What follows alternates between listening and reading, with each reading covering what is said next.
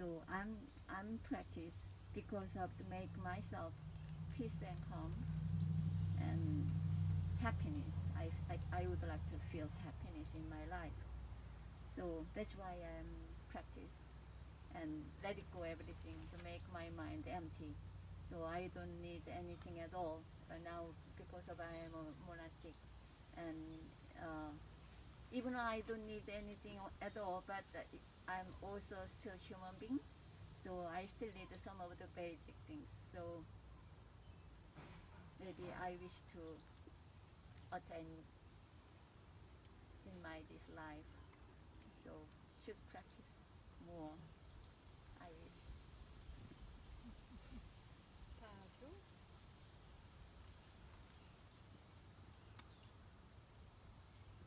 Okay, Nadia. Uh-huh.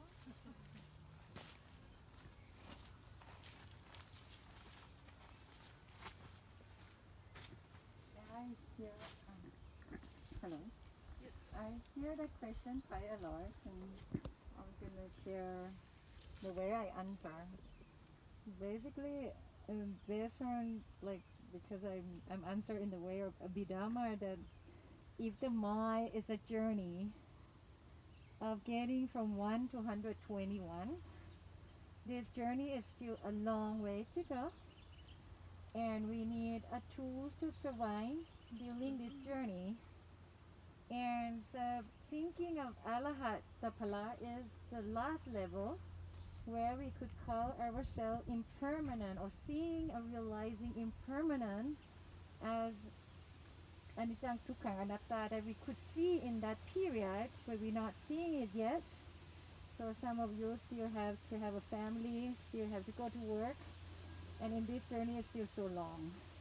So we need the tools, like the monk is practicing, need the layman to go and work and feed the monks and still supporting the temple and monastery to go on.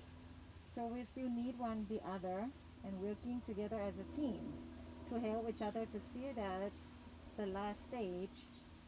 So a Buddha actually used a metaphor as a rafting that we might use a straw raft to cross the river, and soon we will cross that into ocean, and we need a yacht to go across the ocean together. So if you think that now we don't need anything at all, then we're ready to die. But the question is, when we die, are we getting there yet? If we're not getting there, then we need a lot of tools. We need a Dhamma as a tool. We need a friend in Dhamma as a tool. We need a monastery as a tool. We need a food as a tool.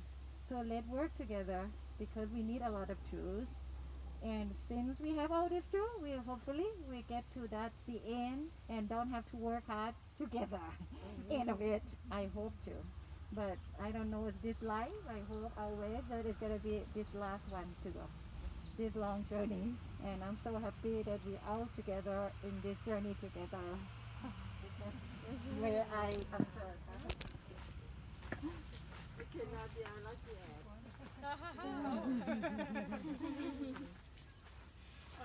So just listening to this, A little closer. Thank you. just No, listening, You can just put it up to your just listening to this, Yeah.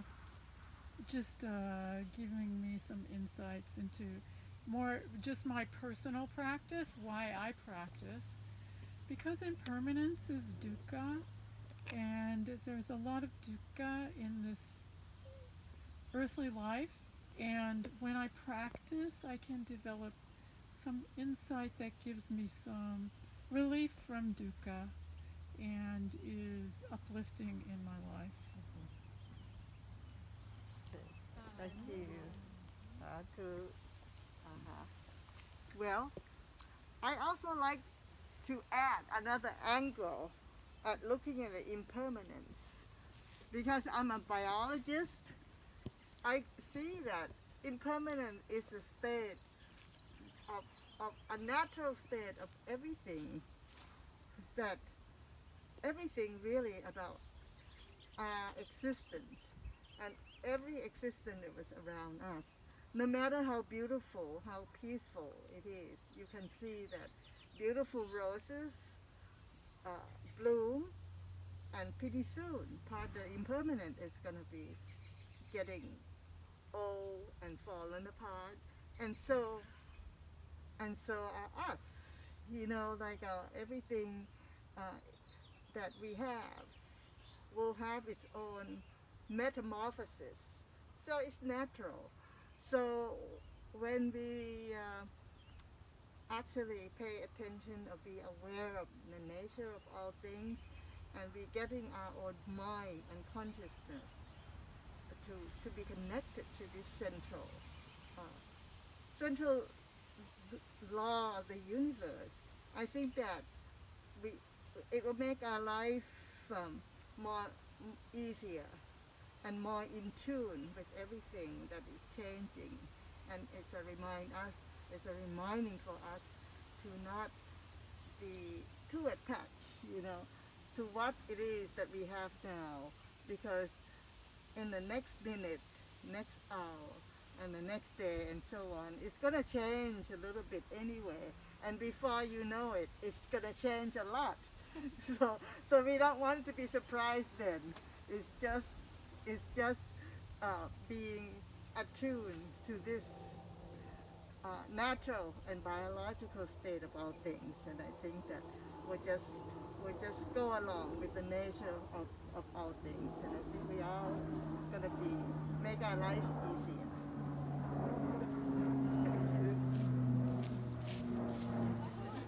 This is great. You can put it like right up with the mask on. You can put it right up to your mask, and it will filter for you, and we can hear. Like this? Yeah, great. Okay. Perfect. Okay.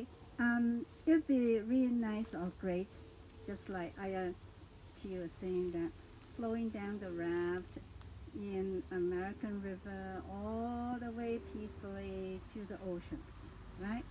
But it's not like that. You're on the raft, you get wet, you get cold, you get uncomfortable, you get too hot, and then, oh, white water. You don't steer your raft, you're gonna, flip over. It's certainly not very pleasant. So practicing the Dhamma is giving us a path to gear us to the right way, peacefully, all the way to the ocean. So, thank you. Thank you. Someone else has something they'd like to share and to add? And the belief that we will prevail. Yes. Right. Anyone else down here? You have anything you'd like to share about this? If not, I have one more question. I Yeah. feel like you have something, and then my other angle can wait until after this. It seems to me there actually is a way when we realize, when we really wake up, when the danger of clinging to anything at all is really past, then we can coast along, like being on the raft flowing down to the ocean. But I felt that in his last words, the Buddha's compassion was that he looked around with his Dhamma eye and saw quite a few beings who were still attached, still not seeing well, not seeing clearly. And it was for the benefit, the compassion for those beings who, to a large extent or a small extent, are still subject to craving and clinging.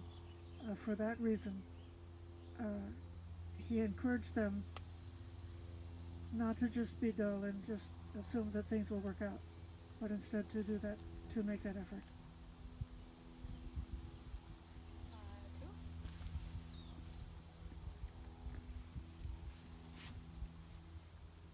So thank you to everyone. Dhamma discussion is so interesting and enjoyable.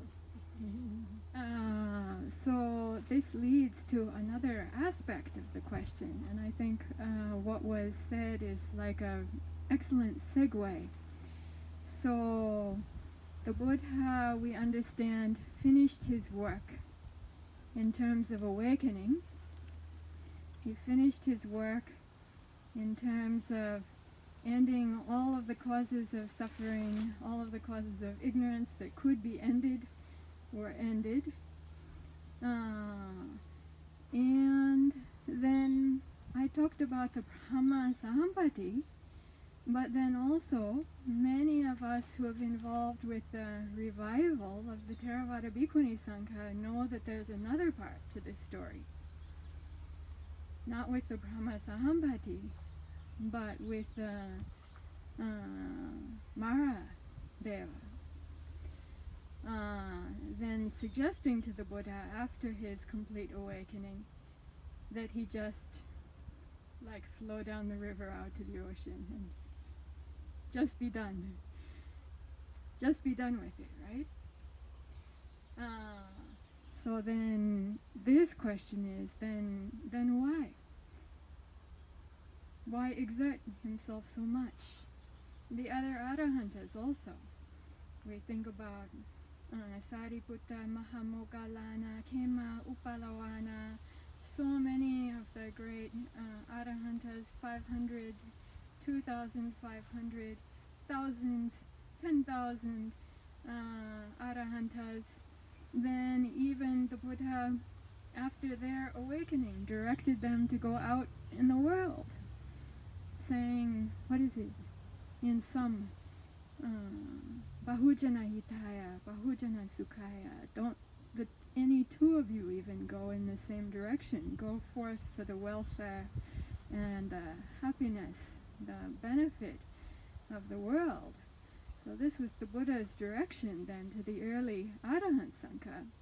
Even they already completed their work. So why? Why? For what? The Buddha did his work already. These Arahantas already completed the work of their heart. And yet, now, today, 22nd, is my fully vaccinated day. Just to let you know. So, what do we understand in ourselves? I found for myself some parts of the Buddha's story really spoke to my heart. There was a level of I feel like deep understanding that's not only intellectual, but also speaking to the depths of our humanity. Something that is just so deep and natural in our human hearts that almost goes beyond words. Almost it's like a different kind or a different level of understanding. So now I like to check in, because I find for myself, if I check in with my heart, if I check in with that level of understanding, there are many things that actually I know. That even my discursive thinking mind, I can think about it round and round and round like this. But sometimes if I check in this kind of way, actually I know something very deep and easeful that seems proper and true in the Dhamma. So, how about your thoughts? Why? After he had completed his work? Because I agree with Upasamaya Shirley, the part about the raft. I thought also, right? I lay down on the raft on the Russian River today. Number one, I'm going to get a sunburn. It's going to be painful. And number two, the river is not easy in all sections. Number three, even if I go out into the ocean, then there are sharks and killer whales and so many other kinds of living beings are there. And what if I fall off in the deep part? All these kind of things I thought about like that. But I want to look at this other angle, to come back to this other angle. Because yes, it's true what we heard. Anyone like to share their heart understanding of this question?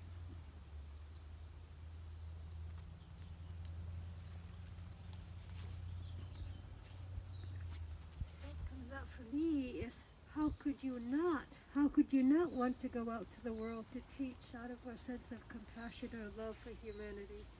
How could you not want the best for other beings? Once you found that, you would just naturally want to share that, to bring other beings to where you are, just as an act of total love and compassion for them.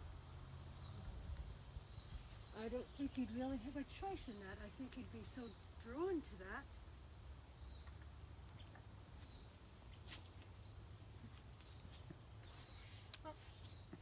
I'll just comment on this, that traditionally they're said to be the Sāvaka Buddhas, Pacceka Buddhas, and Sammasambuddhas. So who we are revering and appreciating today is Sammasambuddha. And of course why we're revering and appreciating is because of that teaching of the Dhamma and because of the Sangha. If it weren't for the teaching of the Dhamma, and if it weren't for the Sangha, and if it weren't for all the people who had benefited over time, and all those who've contributed to spreading and sharing that benefit, we wouldn't be gathered today like this. The Pacceka Buddha is also a Buddha, but the Pacceka Buddha doesn't teach. The Pacceka Buddha is awake. They're done with ignorance, done with suffering. But their karma, they did not develop that type of compassion, engaging compassion that turns the Dhamma wheel forward, or to be sharing the path, to be sharing the teaching with others in the way that we say our Buddha, Sammasambuddha had, even well developed over a long period of time. And many, I think probably most of the members of the Sangha who we remember with so much appreciation and also had that. And we remember them with appreciation because they didn't just stay 100% silent sage in the mountain and in the forest and in the cave. But at least, even if they live with Vinaya, then the Buddha didn't allow to just eat the roots and fruits in the forest, but you have to go for Pindapat. As soon as you have to go for alms round, you have to contact the other people, the other living beings, in order to eat. We could live on roots and fruits in the forest. Even I discovered last year, living in Aranyabodhi in the forest, I didn't forage the food, but who is staying together then, wild crafted, wild foraged, those foods are so great.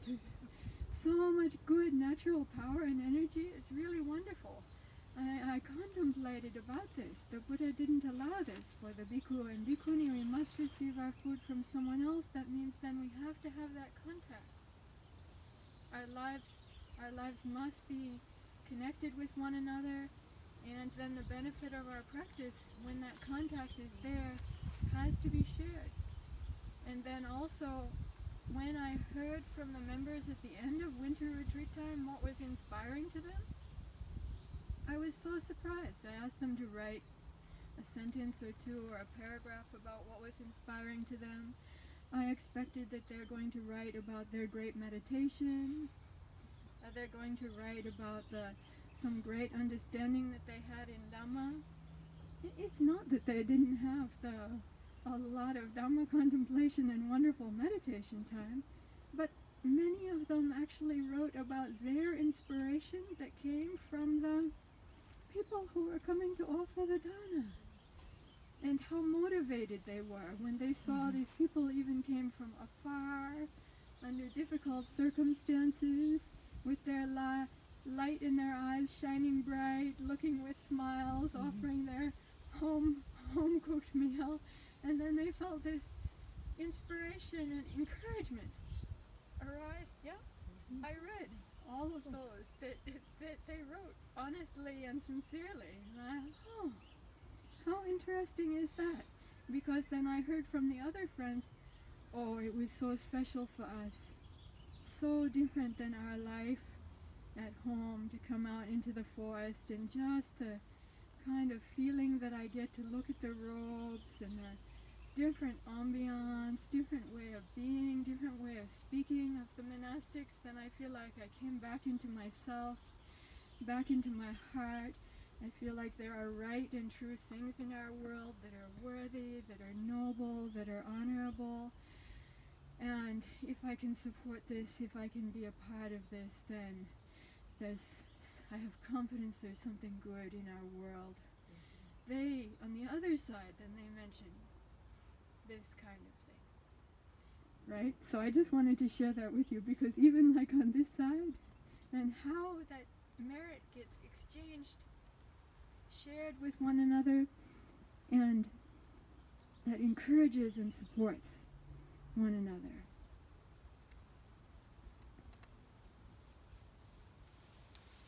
Comments? You can pass it to someone else if you don't want it. I'm trying to share with Subhadra.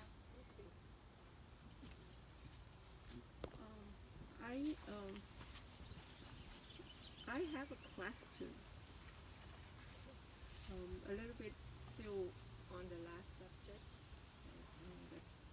Can you hear? It's very close to your mouth. Yes, I said. My question is still kind of from a residual from the last conversation, which is about Buddha's his day by Viparinipan and about impermanence.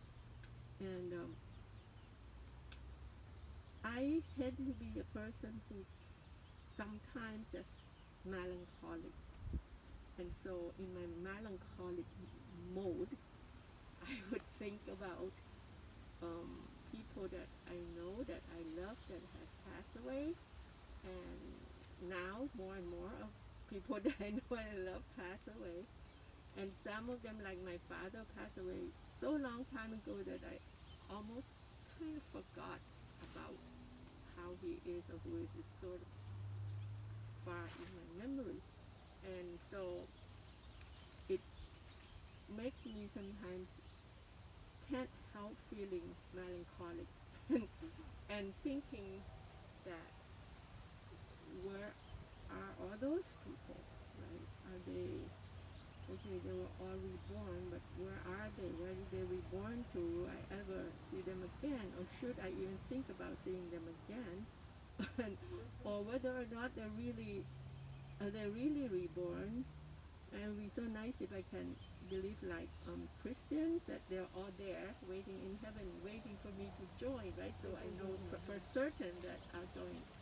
They all say, yes, Subhadra is here, and I join the club, right? Everything's back to normal, back to the way it was. But anyway, that's not what really makes sense to me. So anyway, so the question is still lingering in my mind, like, where are they? And of course, I pull myself out of melancholy by saying, don't think about it. Get up, do something, forget it, right? And that tends to work. But I just wonder if there is any skillful way from the teaching of the Buddha. Skill in this place meaning that some way of thinking of that issue when it arises that doesn't lead to sadness. And it shouldn't. I think that many monks and ayahs and Buddha have said, once you see and accept that impermanence is the way it is, like that woman who can't find a seat from any house and no one has ever lost someone, then you'll be accepting and then joyful and happy. But I'm not that happy when I think about it. I was sad. So I'm just wondering if I can hear some wise words here.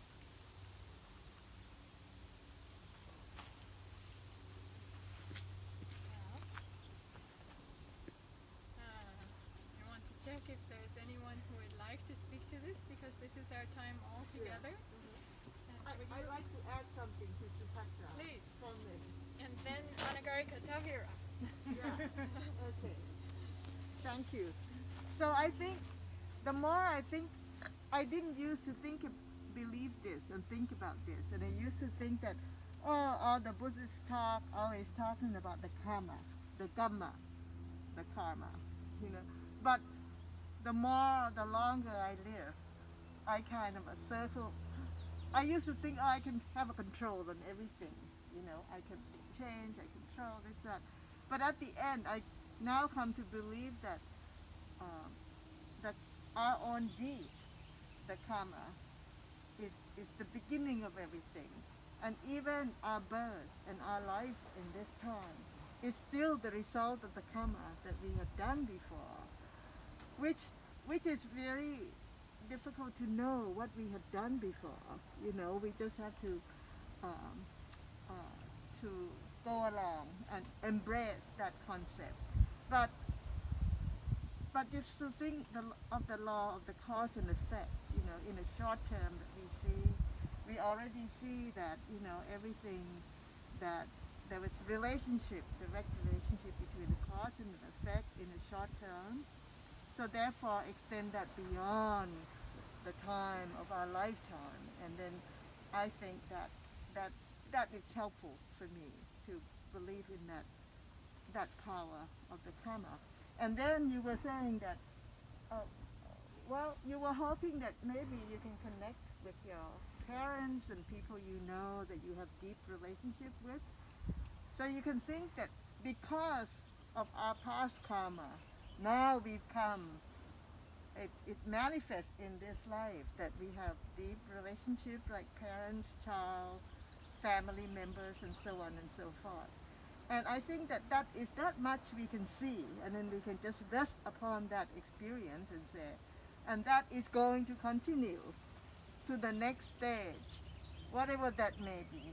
And maybe if we're lucky, we will recirculate through the power of the karma to meet them again.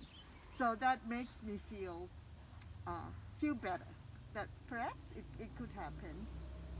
Maybe by then we don't want to see them anyway, but it can happen, you know. So anyway, I think that once I kind of rest myself to the karma, I feel better about why things happen this way, why is it happen the other way, and all that, and be more patient about the result. And that's about my insight.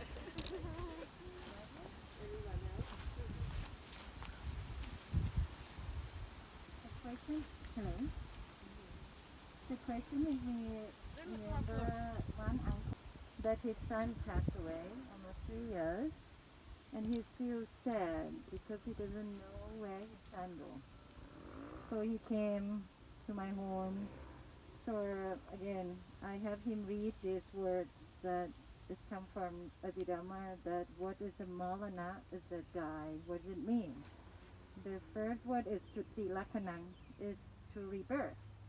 So it means he goes somewhere, that reborn somewhere. And he asked me, so he reborn? And I said, which son you missing? Which dad you missing? Or with mom you missing? If you have reborn, I possibly have million of the mother. I have a million or billion of the father. I have billions of the son and daughter. I don't know which one I'm missing. I still miss them all. And I feel sad for them all. And I could cry for them all. And there was some of the sutta that the bhikkhuni that enlightened, because the moment the Buddha asked, in this burning of your son, did you see the billion of your son have died here, and your tears upon oceans, that your tear that much? So for me, I don't know. I only feel sad for myself that I tear that much, that I reborn and reborn and reborn in this samsara, and I still have to sad for all this mother and father and my son that die.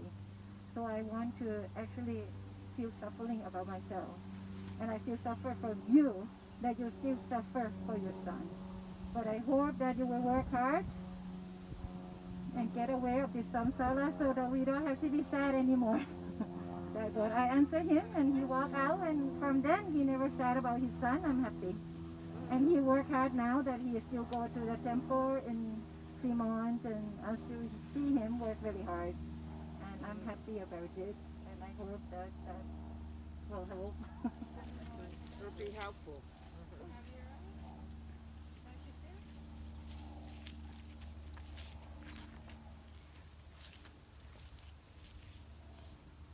Yeah, for me, I think about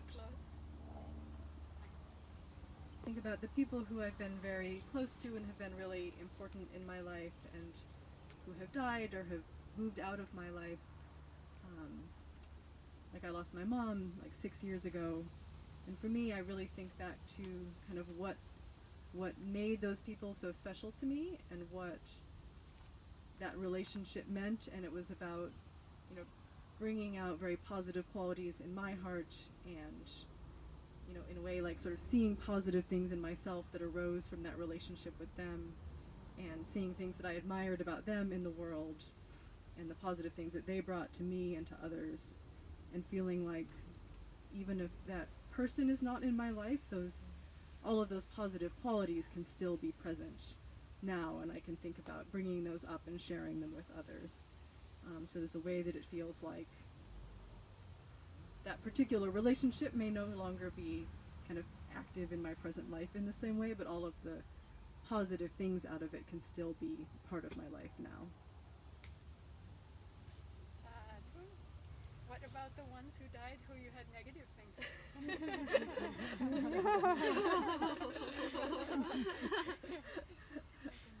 I can't say that there's people in my life who I think of in that way, so. Forget them. You're not remembering them in the same kind of way. I'm not focusing on those aspects. So I would just like to acknowledge with a lot of compassion that according to the classical traditional Buddhist teaching, according to the story or the records that we have of the Buddha's own awakening and that of all the other arahantas, then there is something that is shared in common with all of them. Whether they're a Savaka Buddha or Pacceka Buddha or a Samma Sambuddha, there are some unique aspects of the process, what they awaken to, what they realize, how that happens, that are common to all of them, that come to mind when I hear what you're saying.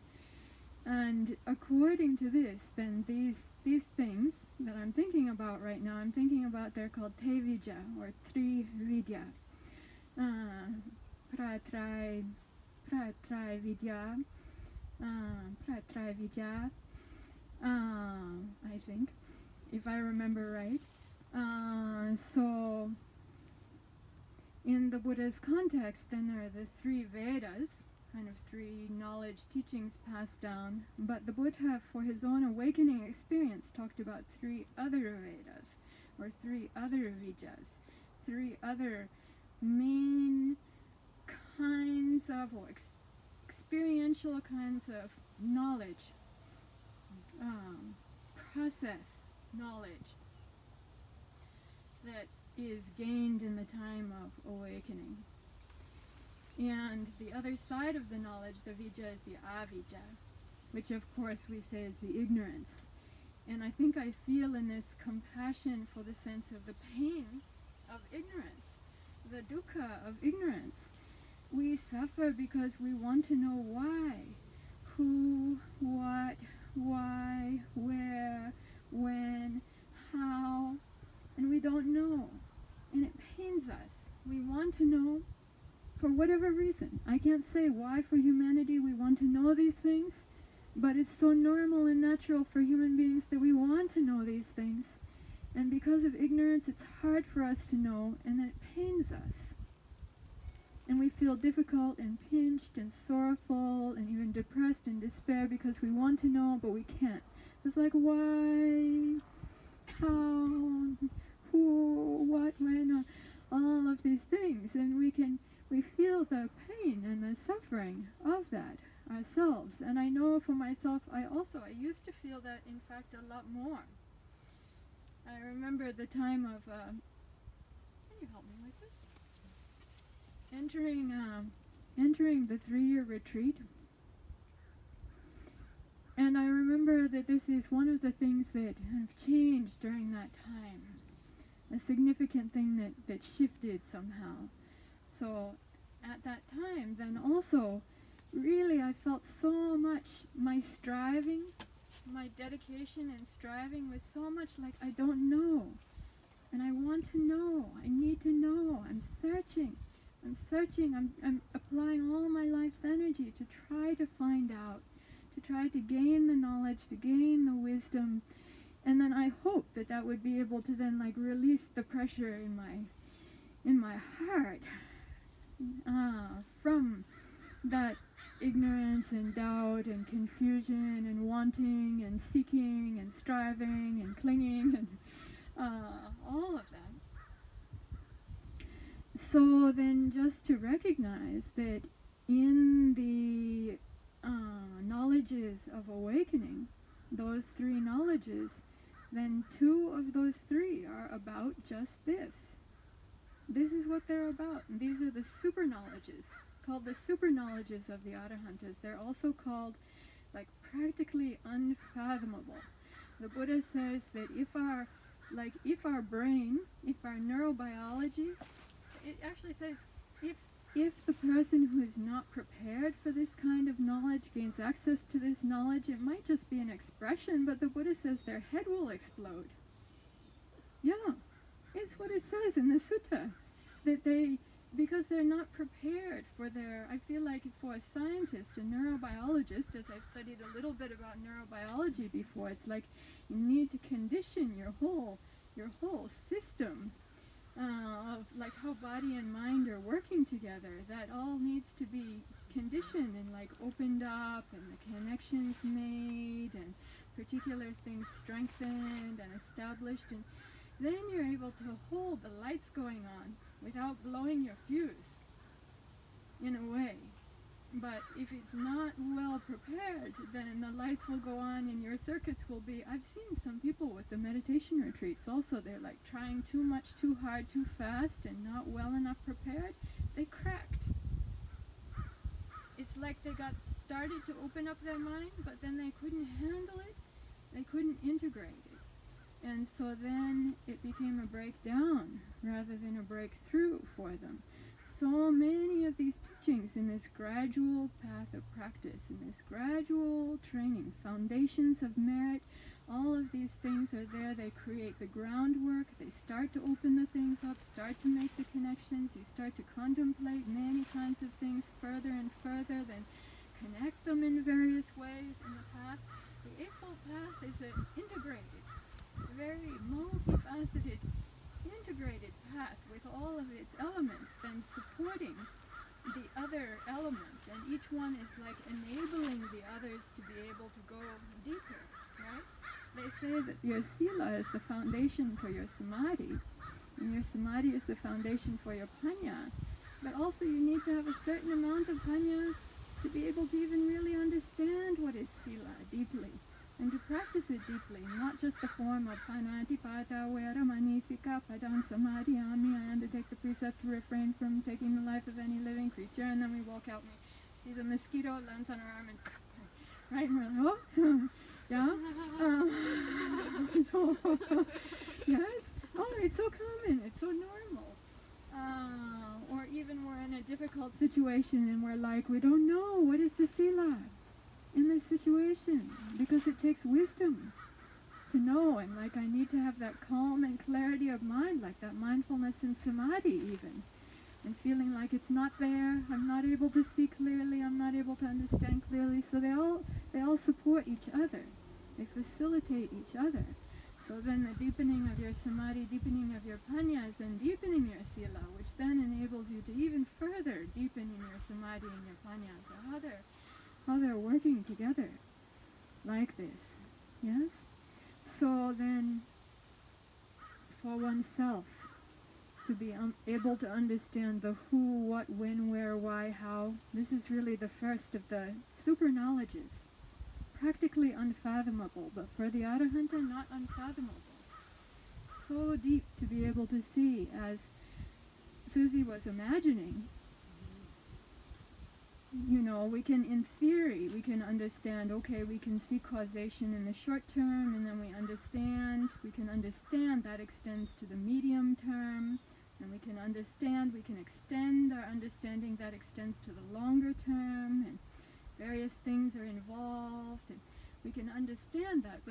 actually seeing for oneself.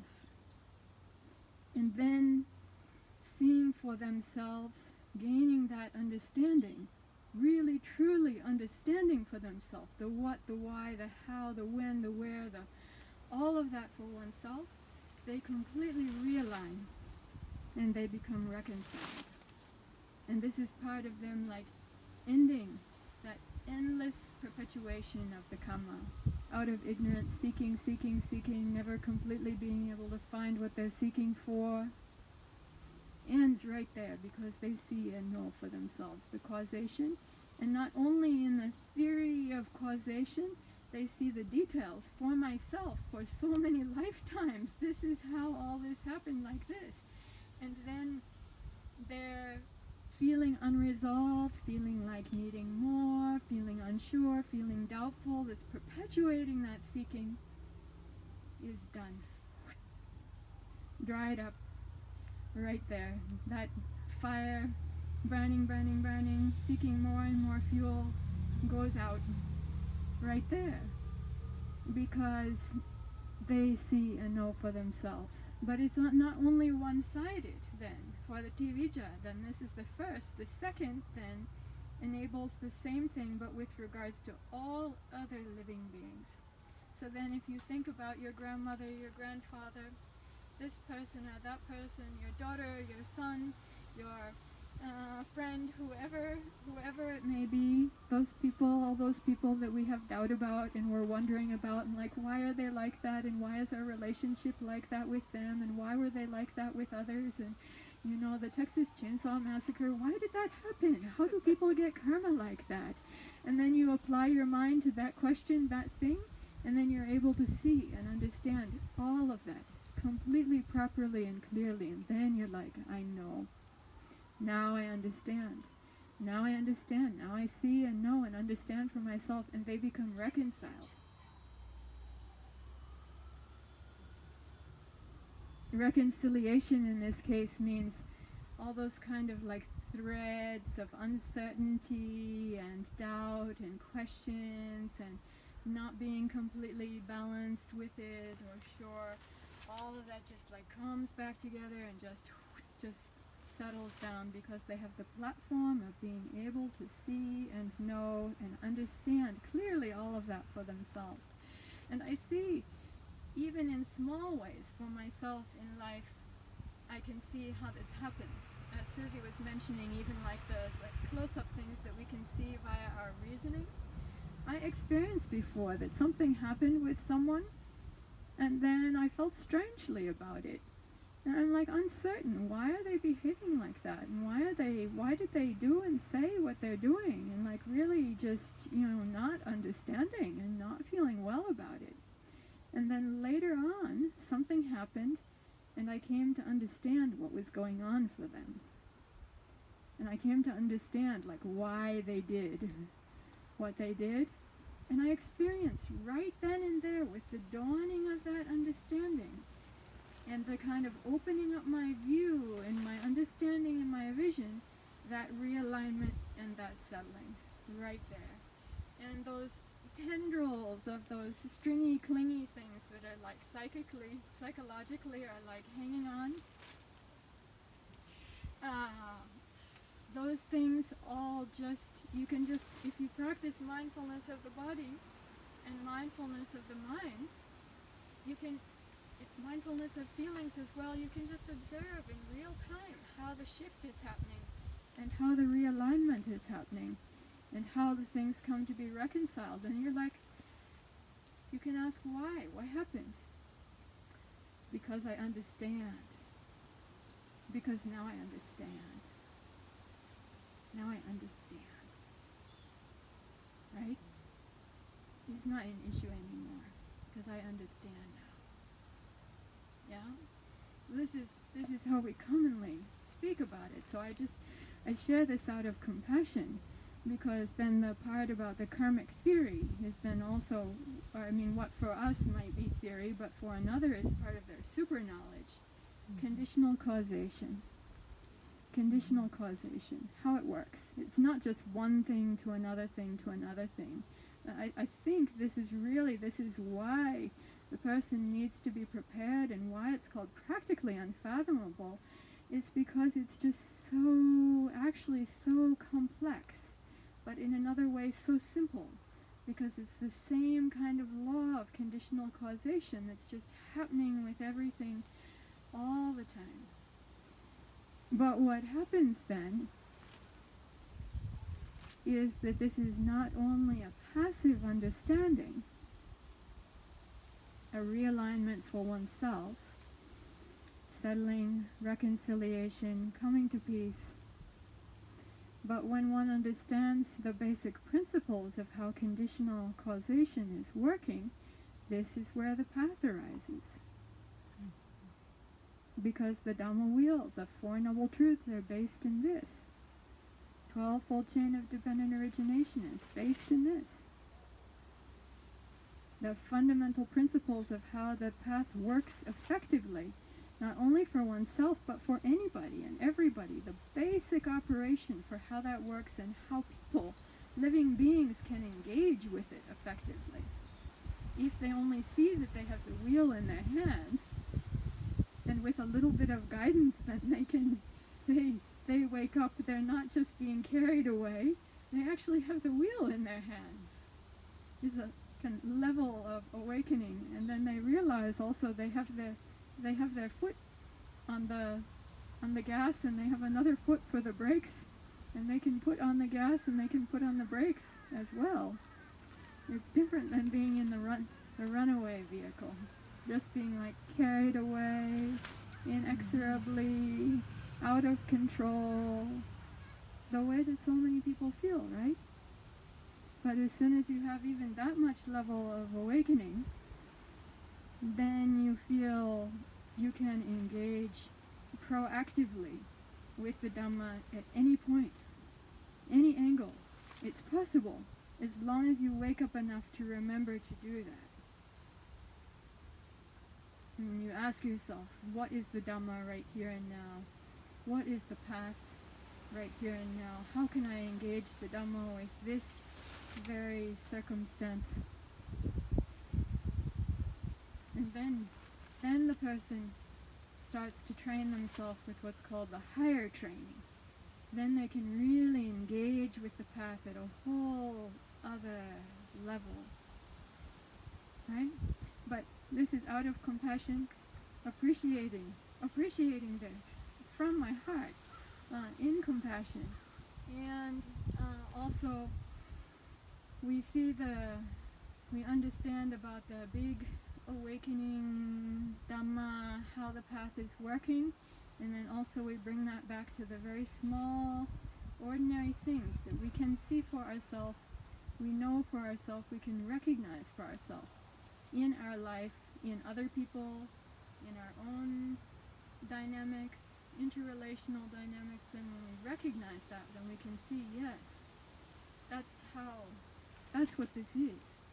That's how it works. And when we see how it works, it gives us so much, I'd say, like, basis for engagement. Courage, willingness to be dedicated. Even Ayasopana has mentioned about the Vayadhamma Sankara Apamadena Sampadeta. Then that part, Apamadena Sampadeta, right? Then not Apamadena is just not to be intoxicated, not to be heedless, not to be like frittering away your precious life energy and the opportunity that you have. But Sampadeta means then how you engage and how you apply yourself. So, what's it called, Aya? There's a word for it. There's like a proper Pali kind of terminology for it when even the person they haven't yet become a stream enterer, but it's like there's some different expressions for it. Maybe Nadia would remember also. It's like seeing the shadow of the Dhamma, or no, there's a kind of an expression for when a person, it's like when they get the proper hint of the Dhamma, at least, rightly, even they might not yet be a stream enterer and really know for themselves clearly 100% to that level, but they got the gist. They got the idea. So they say, like, if you're like in the hallway and then you see a shadow that looks like a body, then you think there's a body there also, right? So that body is called the Dhamma body, and then this is called like it's like seeing the shadow of the Dhamma. You know, if I look down and then it's like I don't see any shadows of any clouds, but if I look out here and I see the shadow of the cloud, I'm not looking up to see the cloud itself, but I even see the shadow of the cloud, then I can think there are clouds there, and I will believe it, right? Like that. Bodhicitta? Bodhicitta? In Pali, bodhicitta is bodhata. We find, like Yasodhara Apadana mentions bodhata. That's bodhi plus atta, bodhi plus artha. Artha is like the meaning, the goal. So, in the sense of the meaning, purpose, goal for ourselves. And then bodhi then is related to awakening and wisdom. So yes, like that. Yeah, in Pali this is called bodhata, means bodhi plus atta. So yes, because you got a sense of the meaning of it, and that connects to the goal. Your bodhi, your buddhi, woke up that much to be able to understand about that, related to the meaning and the goal that much. For Yasodhara Apadana, then the Buddha's wife in his last life, mother of Rahula, then becoming the Bhikkhuni Pada Kachana. Then this is supposed to have been one of her great qualities. Even seeing a previous Buddha, she didn't become a stream enterer at the time that she saw the previous Buddha, but she got the sense of it. She got the idea. And that was enough for her to turn her mind, to turn her heart with dedication in the right direction, with such power and strength that was then like developed over lifetimes, up to her finally becoming like so close a partner to the Bodhisattva. She herself, this would be called in classic Pali commentarial terms, she's a Sawika Bodhisattva. From that time back then,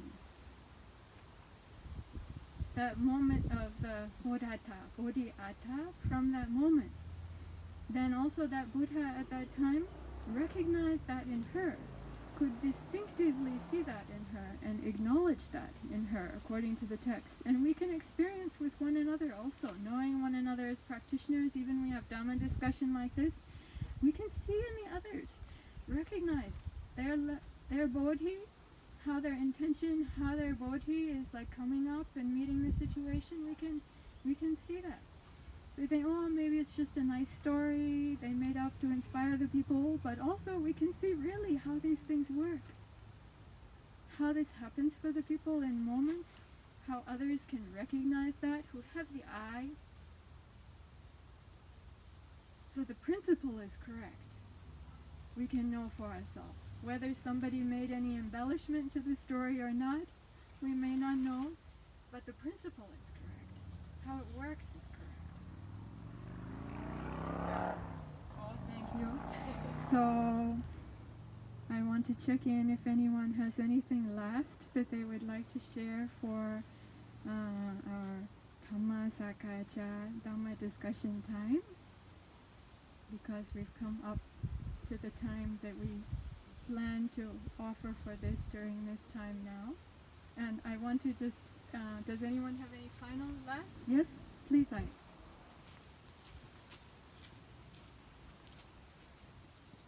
I would like to offer my sincere gratitude and appreciation for Ayatollah Luka for her leadership and inspiration of this Sangha to the extent that we are able to practice, that any of us are able to be successful. Ayatollah endless generosity and service has been an essential part of that. And likewise, I know that among those who are the visitors today, you have been friends of the Sangha, friends of the Bhikkhunis, and friends of Ayatollah, friends of all of us for a long time. And it's that friendship that doesn't waver, that doesn't go away, that doesn't come here for a few weeks or minutes and then disappear, but the friendship that is long-standing, which also is part of the condition that makes it possible for all of us together to do that Dhamma Sakatra. Together we are creating the Dhamma, together we create the Sangha, and this is the condition for all of our success. I apologize for my mistakes, and I hope that anything that I did that was good, also that you can appreciate and be happy about that. Sadhu, sadhu, sadhu, anumodama.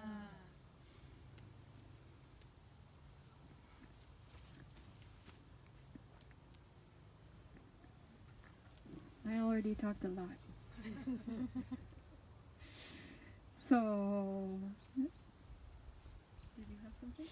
No? It's announcements, some kind of announcements time? Please let me know what the next program is. And Tomorrow night at 7 on the Zoom? Tomorrow evening at 7 o'clock on the Zoom? Tomorrow Tuesday is Tuesday at 7 on the Zoom? so, Sunday program. let me